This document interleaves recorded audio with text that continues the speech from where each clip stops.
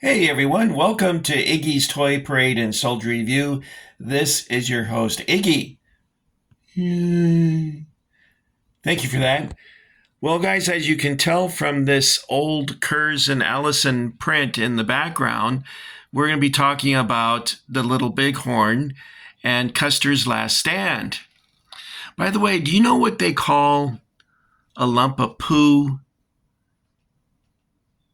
at the Little Bighorn that's swearing? It's called a custard. Sorry, that's a dad joke. Maybe I should cut that out. Um, Enough of custards. What am I talking about? Oh, we're talking about this here, Custer's Last Stand by Waterloo 1815. And this is a great illustration done by an artist by the name of, what is his name? Oh, I remember now. It's Giuseppe Rava. And Giuseppe Rava is from Livorno, Italy. Livorno means leghorn in English, believe it or not. And it's in the Tuscany region of Italy. Rava is 61 years old. He was born in Vicenza, Italy. And you can buy prints of his online. I saw the most expensive one, I think, was like 70 euros or something like that. I don't know what that is in American, maybe 140 bucks. I don't know what the exchange rate is. But I asked my brother about this illustration. He said it was probably done in colored pencil. And he described to me the techniques that are used when working in this medium. So I appreciate my brother giving me info on that. Waterloo 1815 was established by a toy soldier enthusiast by the name of Andrea Perini in 1999. And at first he was making like Atlantic recasts, because Atlantic went out of business, and he was recasting those. And then he started hiring sculptors to make his own figures. Most of his figures are 172 scale, but these here are 132, and it's of the 7th Cavalry. And you can see here they're very well done. The only issue I had with them is they were very difficult to assemble. For instance, this one here, in the prone firing position, his head kept falling off his shoulders. Let me show you the glue I was using, which was totally ineffective. I was using this here, and this, no. All it did was glue my fingers together. So I ended up using this, and this seemed to work a little better. Now, in order to keep the parts from sliding off, well, the glue said I used this.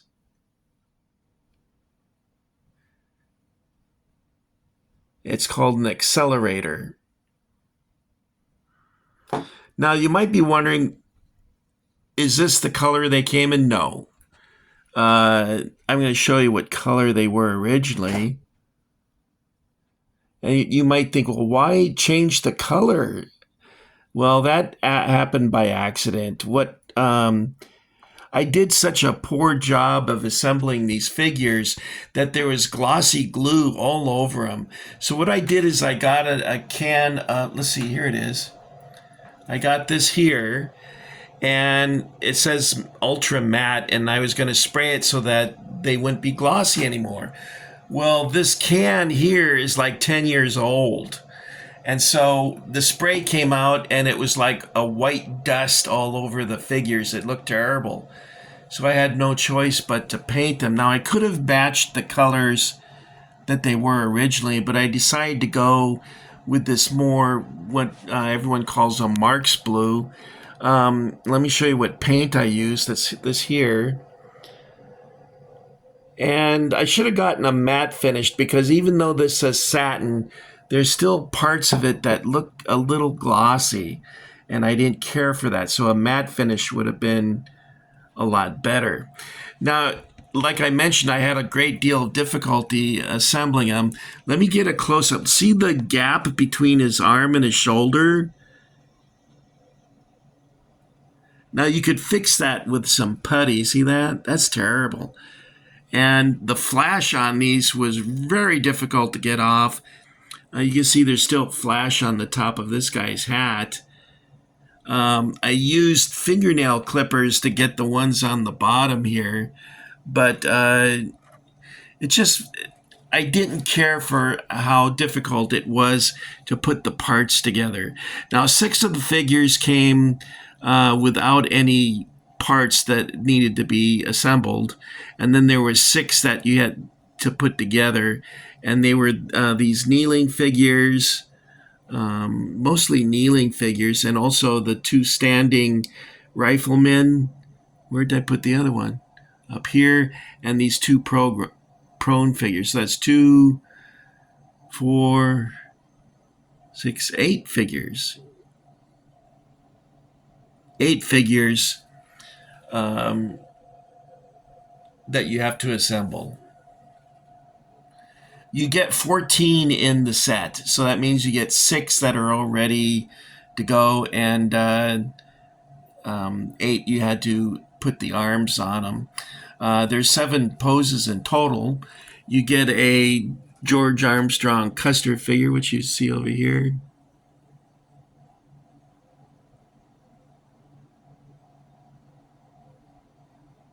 By the way, this print doesn't seem to have much to do with the Battle of the Little Bighorn. By the way, the Indians called it the Battle of Greasy Grass, which kind of sounds gross. But that's what the Indians called it, Battle of Greasy Grass. And you guys all know the story about Custer. Sheridan had a plan of sending 3 columns to attack the Sioux, and Custer jumped the gun because he was worried the Sioux would get away, and he also wanted all the credit for defeating them. However, he greatly underestimated their numbers, and it's interesting when you look at the casualties, a map of the casualties where they found the bodies, there's a clump of them up on a hill, and then there's 2 long lines of bodies leading up to where Custer was. So that would indicate to me that they were probably running to get to the larger group and were cut down as they were running up the hill. The Indians overwhelmed them rather quickly. The battle lasted probably less than an hour. And it was a real lopsided battle. Custer lost, 209, 211 men, something like that. And the Indians, archaeologists today think that the Indians maybe lost 31. So, I mean, that's a real lopsided. And oddly enough, the Indians in some cases were better armed than the U.S. government, because these guys had single shot carbines with copper cases. So when the guns got hot, they had to use a knife to pry out the expended round, and that really slowed down their rate of fire. So they were using revolvers. However, the problem with that is that a revolver is not terribly accurate at a distance. So unless the Indians were right on top of them, they probably weren't going to hit them. Most of the men, I don't think, had swords. I think they were told to leave them behind. Now, Reno and Benteen, Custer also divided his force into 3. Reno attacked the southern end of the Indian village and was pushed back to a second position, and then pushed back again, and then they entrenched upon a hill. And then Benteen, who was sent to the west to look for Indians, came back to the sound of firing and joined Reno's command. And Reno and Benteen were relieved by General Terry. The Sioux saw that Terry was approaching, so they retreated to the south. Now, the Sioux that were involved in this battle were the Lakota, and also there was Arapaho and Cheyenne Indians. There are some Indian scouts that also died with Custer. Custer's brother Tom died. Custer was very jealous of his brother because he had two medals of honor, which, I mean, it's hard enough to get one, and his brother had two. So Custer would refer to him as Tom's Baubles when he would come over to have dinner with him and Elizabeth. His wife Elizabeth spent the rest of her life writing apologetic books about her husband and defending his choices at the Little Bighorn and whatnot. Well, that's all I got for you this time, guys. Let me give you another quick sweep of the Kurz and Allison print. It looks like Time Life printed this, and the caption was that it looked more alpine than it did American. That's kind of funny.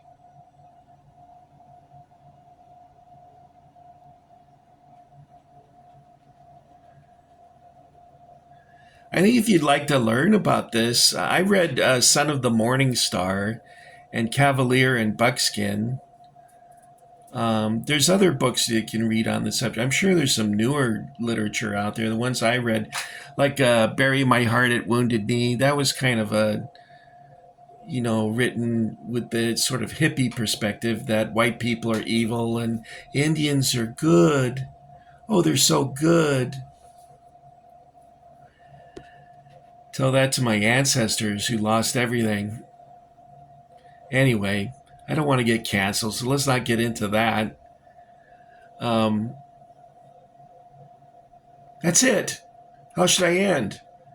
You guys are probably tired of going out. I want to go to In-N-Out Hamburger. It's been a long time since I've been there, and I really miss it. I actually have dreams that I go to In-N-Out Hamburger, and the dream takes me as far as ordering, and then I wake up. I never, ever get to taste a hamburger because I always wake up.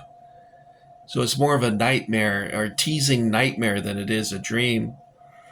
Um, anyway, that's it for me, Iggy. Again, this is 7th Cavalry by Waterloo 1815. I give the sculpts all an A. The assembly part I give an F. I'm not a scale modeler like many of you guys are. I'm not good at that, so it was difficult for me. And I'm sorry that I painted them like that, but the glue was all over the place, and I was trying to cover it up. So that's it. Execute Order 66. James Earl Jones died. Can you believe that?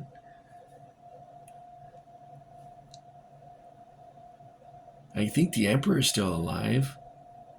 Anyway, bye.